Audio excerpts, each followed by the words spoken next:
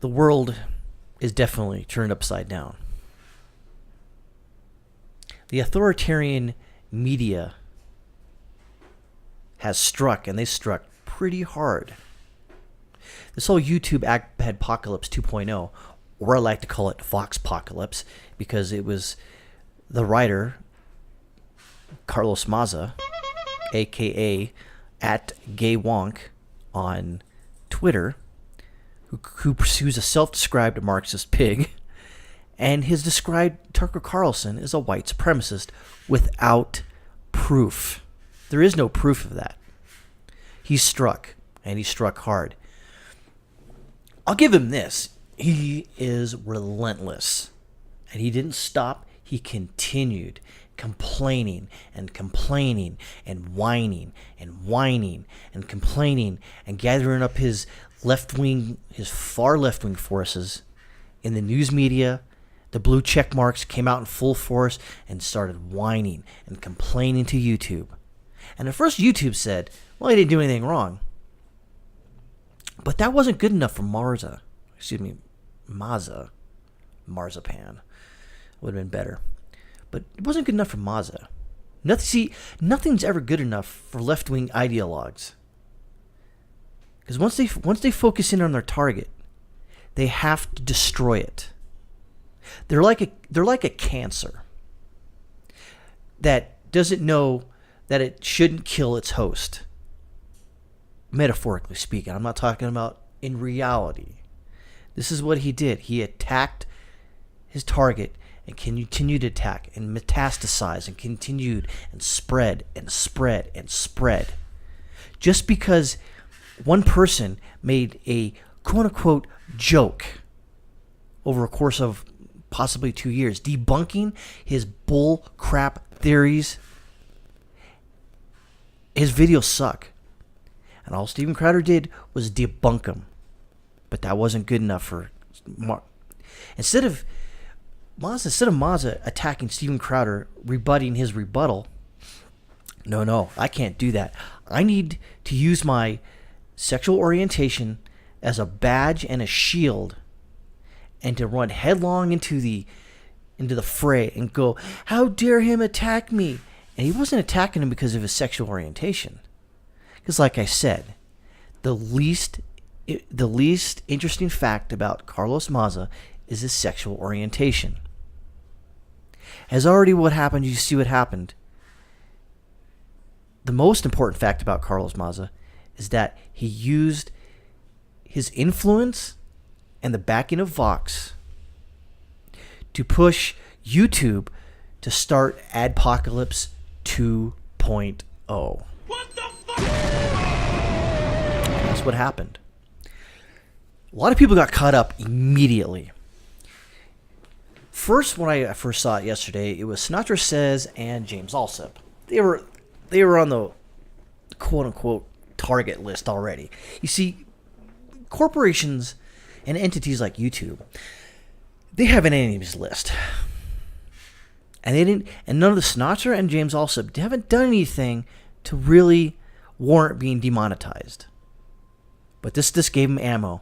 Because Carlos Maza couldn't keep his freaking trap shut and argue the merits and facts of the rebuttal videos. He just couldn't do it. He said he's thin. He said he's thick-skinned. Please, that guy's thin as tissue paper. And then immediately right after that, Crowder got demonetized. Technically, since his following's really big. He was first told that he had to remove the socialism is for figs shirt. And that's what they called it in the email, because on his live stream.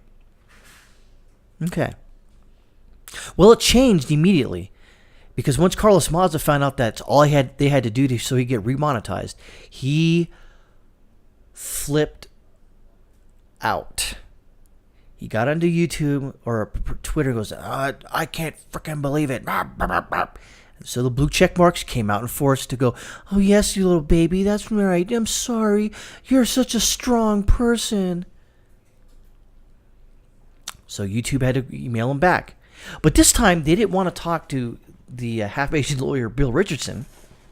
That guy's a stud in the legal world, looks like. Because they didn't want to hear it live. So they emailed him. And there was 2 videos. One video was about transsexuals, but the interesting fact about it was that they said it was offensive.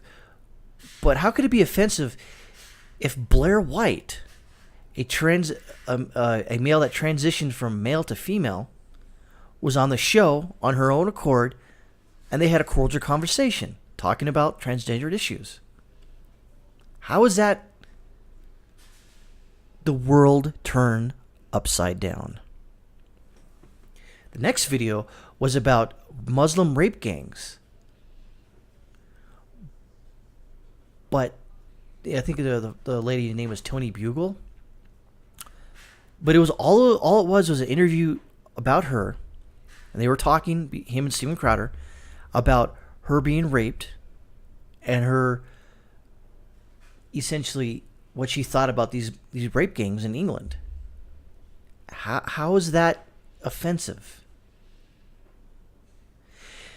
Now, what we see now is other YouTube creators are getting demonetized. So far as to text to meme sort of channels that have like 1.1 million who've got hit and their channels demonetized for what? Text to speech memes?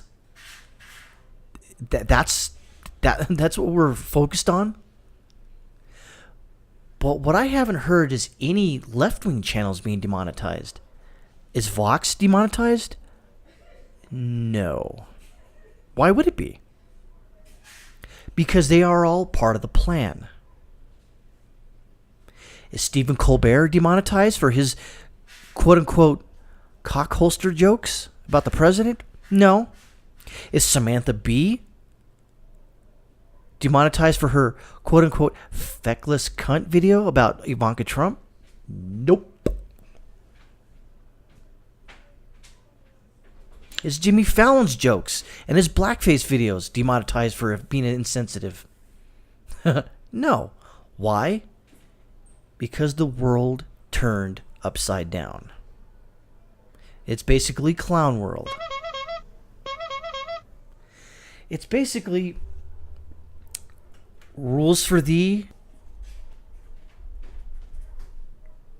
It boggles the mind that it is the way it is today. And like people have said since this happened, well, we'll just go to BitChute.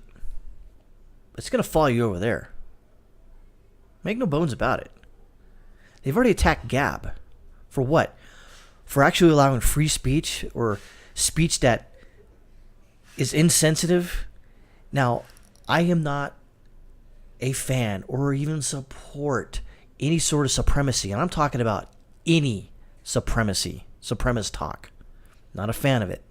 Because that's stupid. But should they be ostracized and driven underground? No. Why? Because I want to know where those people are. So I can either avoid them or find out what they're up to. But if you drive them underground, kick them off platforms, ostracize them, kick them to the curb, they're just going to go underground. You don't want these people going underground. But these stupid far left ideologues don't understand that. That's the problem. The world turned upside down. So where do we go from here? Is it the end of the world at this point? No, it's not.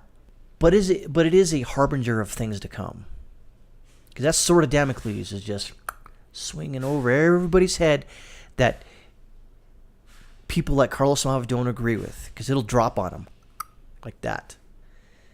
You see, I don't necessarily think that Carlos Maza, his intended target was Steven Crowder. That was just an easy target because Crowder's been criticizing that guy. And not harassment. It's called criticism. That's what these left-wing ideologues, far left-wing ideologues, don't understand. Is that just because someone criticizes you doesn't mean they hate you. They're just attacking your ideas. But since you're so thin-skinned, you can't handle it. You have to take offense to everything. You get sympathy points. SJWs come out of the woodwork. Blue check marks from Twitter just start coming and go, oh, you're so brave. How dare Steven Crowder attack your ideas. Oh. So, this is where we're at. And where we're at is the world turned upside down.